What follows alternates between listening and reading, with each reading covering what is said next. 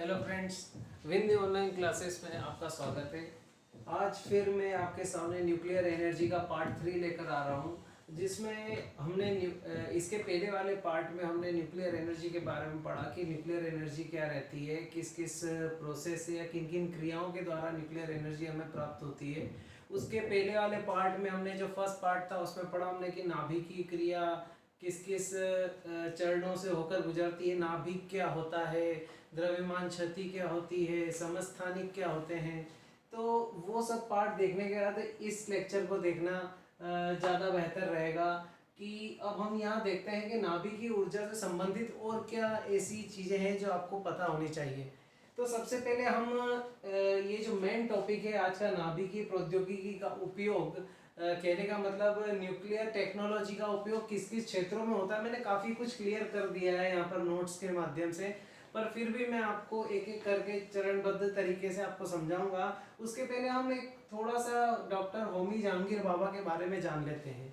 Doctor Homi Jehangir Bhabha कौन थे? आपने सुना होगा कि Bhabha atomic centre, atomic research centre, जो बार्क के नाम से जाना जाता है, मैंने यहाँ पर लिखा है बार्क, ठीक है। तो यही वो व्यक्ति थे जो भारत में परमाणु ऊर्जा कार्यक्रम के जनक कहलाते हैं।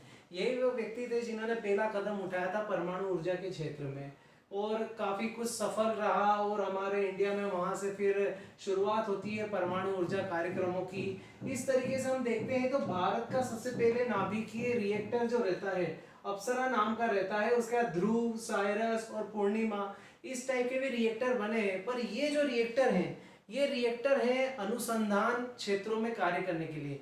कहने का मतलब ये एनर्जी प्रोड्यूस तो करते हैं, पर ये एनर्जी प्रोड्यूस वो नहीं करते जो देश के क्षेत्रों में जो दी जाती है। ये अनुसंधान करने के लिए, रिसर्च करने के लिए। तो सबसे पहला रिसर्च करने के लिए जो हमें रिएक्टर बनाया था वो था अप्सरा। उसके बाद ध्रुव जो है ये भी रिसर्च के लिए, साइरस, पूर्णिमा, ये भी सब वही वर्क के लिए ही काम किए जाते हैं। अब उसके बाद हम देखते हैं कि एटॉमिक एनर्जी एस्टेब्लिशमेंट ट्रॉम्बे, हमने सुना है बार्क का नाम, पर बार्क का नाम ये नहीं था। बार्क का नाम, ओरिजिनल नाम जो था वो atomic energy establish Trombay. Trombay Mumbai के पास एक जगह है, वहां पर ये जो संस्था है इस्टेब्लिश की गई थी, और उसका नाम था एटॉमिक एनर्जी एस्टेब्लिशमेंट ट्रॉम्बे, जो बार्क का पूर्व नाम है। और इसकी स्थापना 3 जनवरी 1954 जो 1954 को किया गया था, जो सर दोराबजी टाटा ट्रस्ट द्वारा इसको स्थापित किया गया था। फिर 20 जनवरी 1957 के समय इसको राष्ट्र को समर्पित किया गया, जिस समय तात्कालिक हमारे प्रधानमंत्री जो पंडित जवाहरलाल नेहरू थे, उन्होंने इसको राष्ट्र को समर्पित किया राष्ट्रीयकरण करके। उसके बाद 12 जनवरी 1967 को इसका नाम परिवर्तित कर दिया गया, और इसका जो नाम परिवर्तित करके इसका जो नाम रखा गया वो रखा गया Bhabha atomic research centre, BARC. और बार्क नाम इसका इसलिए दिया गया क्योंकि जो 24 जनवरी 1966 की जो दिनांक है, ठीक है, मैं एक दिनांक यहाँ लिखता हूं, 24 जनवरी।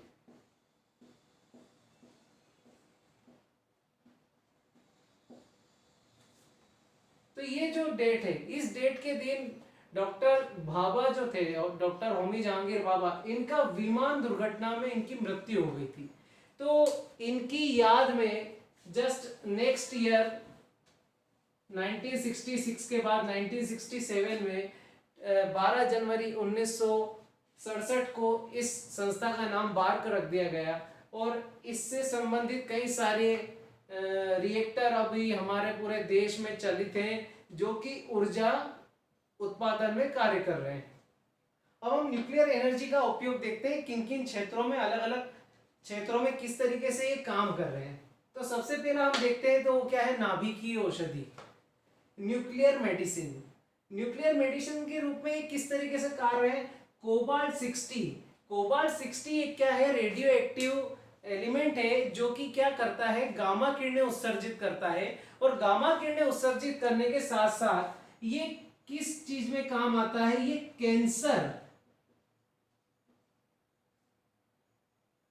कैंसर के इलाज में या उसकी थेरेपी करने में इसका कोबाल्ट 60 का प्रयोग किया जाता है। कोबाल्ट 60 का प्रयोग हम अभी सिर्फ हम औषधि के रूप में देख रहे हैं कि भाई इसका मेडिकल लाइन में क्या प्रयोग किया जाता है। आगे हम इसका कृषि क्षेत्र में भी देखेंगे कि क्या प्रयोग किया जाता है। तो कोबाल्ट 60 क्या करती है, गामा किरणें उत्सर्जित करती है और इसमें कैंसर के इलाज में इसका प्रयोग किया जाता है। आयोडीन 131, तो आयोडीन 131 का उपयोग क्या होता है। आयोडीन अगर आप देखा जाए, अगर थोड़ा बहुत भी आपको नॉलेज हो, तो आयोडीन किस चीज के लिए मतलब जाना जाता है। तो आपने देखा होगा गले में जो हमारी थायराइड ग्लैंड रहती है, तो कई बार हमें जो थायराइड ग्लैंड में होने वाले जो इलाज रहते हैं या उनकी जो भी ट्रीटमेंट है उसके लिए आयोडीन 131 का प्रयोग किया जाता है। तो क्या है, थायराइड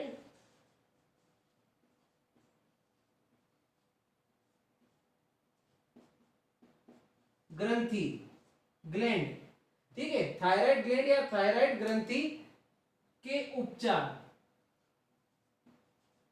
इससे संबंधित जो भी बीमारी है तो उसके उपचार के लिए आयोडीन 131 का प्रयोग किया जाता है। ये सब क्या है, रेडियो आइसोटॉप्स हैं, रेडियो एक्टिव आइसोटॉप्स है सब। फास्फोरस 32, अब फास्फोरस 32 जो है उसका पॉलीसीथीमिया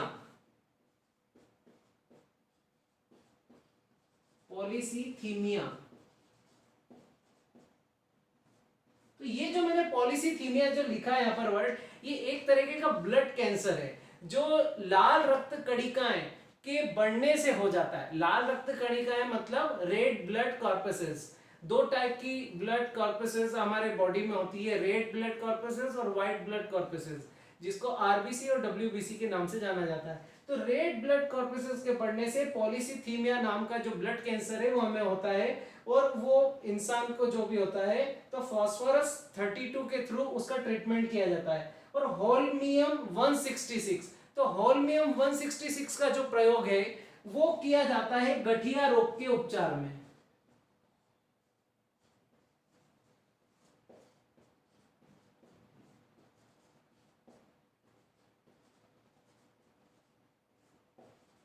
तो गठिया रोग का जो उपचार किया जाता है वो होल्मियम 166 के थ्रू किया जा सकता है।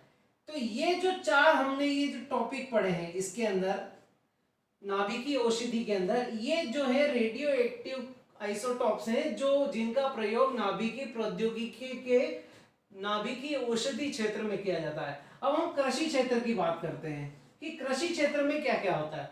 तो कृषि क्षेत्र में सबसे पहले इस टेक्नोलॉजी का उपयोग उन्नत फसलों का विकास करने के लिए किया जाता है। हमारे बार के द्वारा क्या है, जितने भी फसल रहती है चाहे वो सब्जियां हो या वो अनाज हो, तो उनके बीजों को उन्नत किस्म के बीजों में चेंज किया जाता है, जिससे पैदावार बढ़ जाती है और किसान को लगने वाली जो मूल्य खपत जो रहती है या जो पैसा लगाना जो उनको पड़ता है वो थोड़ा कम लगाना पड़ता है और उनकी पैदावार भी अधिक होती है। जिससे क्या है, ये क्षेत्र अगर देखा जाए तो हमारे अभी तात्कालिक जो हमारे इस समय वर्तमान में जो प्रधानमंत्री हैं उन्होंने 2022 तक किसानों की आय जो दुगनी करने की जो बात करी है, उसमें भी इसका बहुत बड़ा योगदान हो सकता है अगर ये उन्नत फसलों की जो किस्म है किसानों द्वारा अच्छे से यूज की जाए और अगर फसलों पे ध्यान दिया जाए। जहां जहां इन सब चीजों का फायदा है वहां वहां इनका नुकसान भी है उसी रूप में, क्योंकि अगर बीजों को हम उन्नत बना रहे हैं तो उनके जीन्स से खिलवाड़ भी कर रहे हैं,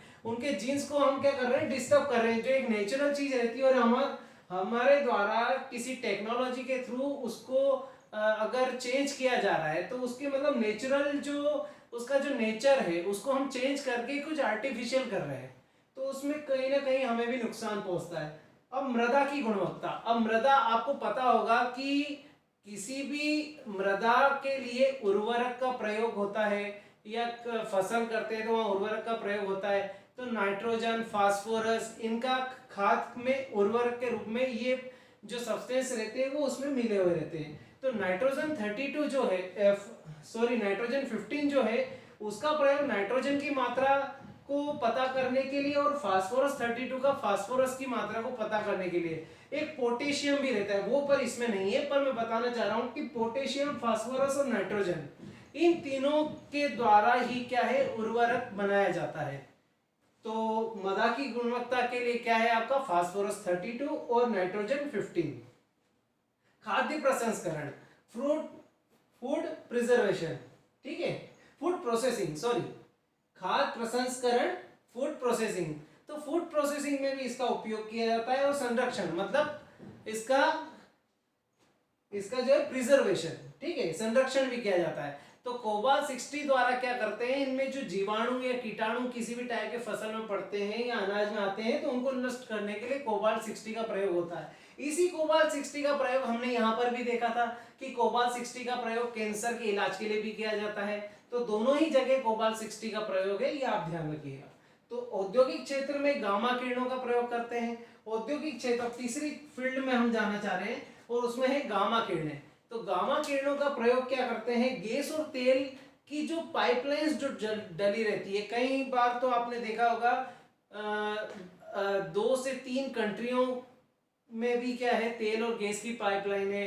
तो ये पाइपलाइन अगर कहीं बीच में लीकेज हो जाती है, क्षतिग्रस्त हो जाती है, तो इतना समय तो रहता नहीं किसी व्यक्ति के पास कि वो जगह जगह उसको चेक करने जाएगा और पता करेगा कि कहाँ कहाँ खोदेगा उसके गड्ढे, और उसको पता करेगा किस जगह क्षतिग्रस्त हुई है, क्योंकि जमीन में कोई पता नहीं चलता है। तो ये जो गामा किरणें रहती है, हमने इसके पहले वाले वीडियो में 3 किरणों के बारे में पढ़ा है हमने, अल्फा, बीटा और गामा। तो अल्फा, बीटा, गामा में गामा किरणें जो रहती है, जिनकी भेदन क्षमता अत्यधिक होती है और आयनन क्षमता सबसे कम होती है, हमने इस किरणें के बारे में पढ़ा था। तो ये जो है, ये उसको पता लगा लेती है उस प्लेस का कि किस जगह पाइपलाइन क्या है, क्षतिग्रस्त है, और उसको डैमेज जो क्षेत्र है जहां पर वो खराब हो चुकी है, वहां पर उसको जल्दी से जल्द पता करके उसको सही करने के लिए हमें उपयोगी साबित होती है। उसके बाद नाभिकीय लेजर, तो ये मेटल कटिंग जो रहती है, मेटल कटिंग, धातुओं की जो कटिंग रहती है, उसको क्या है, नाभिकीय लेजर द्वारा कटिंग की जाती है, ठीक है। रेडियोग्राफिक कैमरे में भी इसका वर्तमान में प्रयोग, इसके निर्माण के लिए इसका प्रयोग किया जाने लगा है। फिर हम लास्ट क्षेत्र देखते हैं रक्षा क्षेत्र में।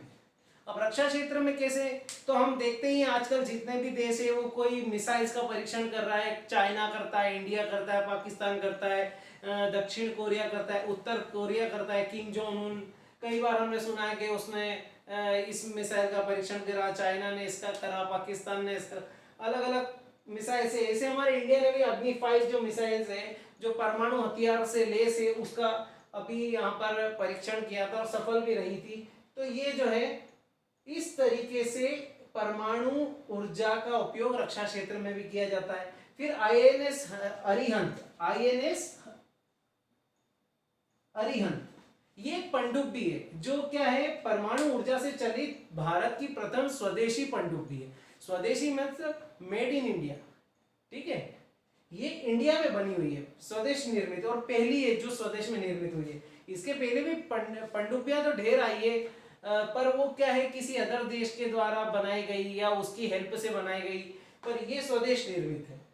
ये पनडुब्बियां, कार्गो विमान, विमान वाहक युद्धपोत। विमान वाहक युद्धपोत का मतलब ये है कि ऐसे विमान जो परमाणु शस्त्र को अपने साथ लेकर मतलब युद्ध कर सकते हैं।